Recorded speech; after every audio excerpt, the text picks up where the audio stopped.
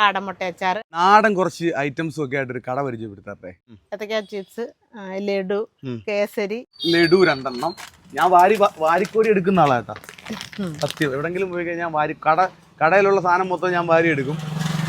ഉണ്ണിയപ്പം വേണ്ടേ?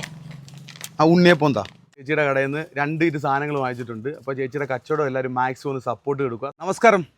നാടൻ കുറച്ച് ഐറ്റംസും ഒക്കെ ആയിട്ടൊരു കട പരിചയപ്പെടുത്താറേ. നല്ല നാടൻ മാങ്ങ ഇവിടെ തൂങ്ങി കിടപ്പുണ്ട്, എൻ്റെ കയ്യിൽ ഇരിപ്പുണ്ട് കേട്ടോ. നല്ല പഴുത്ത മാങ്ങയാണ്.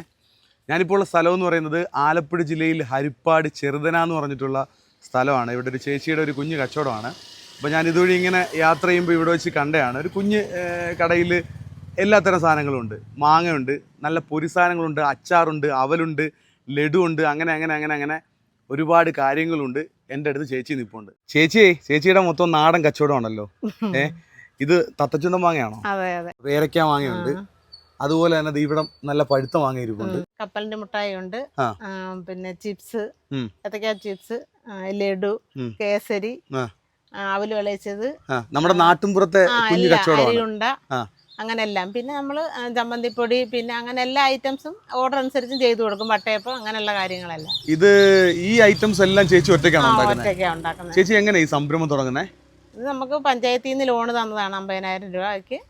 നമ്മൾ മാസം 2250 അടച്ചു കൊടുക്കണം. അപ്പൊ ചേച്ചിയുടെ കൂടെ ആൾക്കാർ നേരത്തെ ഉണ്ടായിരുന്നു? നേരത്തെ ഞങ്ങൾ 4 പേര് ചേർന്ന് ഇത് രജിസ്റ്റർ ചെയ്തായിരുന്നു.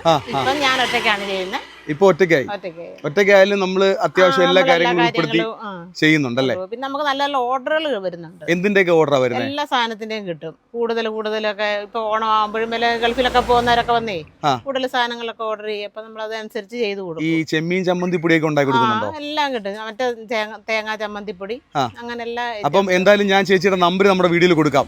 അപ്പൊ ഈ വീഡിയോ കാണുന്ന ഈ ഹരിപ്പാടുള്ള ആൾക്കാർക്കൊക്കെ നമ്മുടെ സ്ഥലം എന്ന് പറയുന്നത് ചെറുതനെയാണല്ലേ?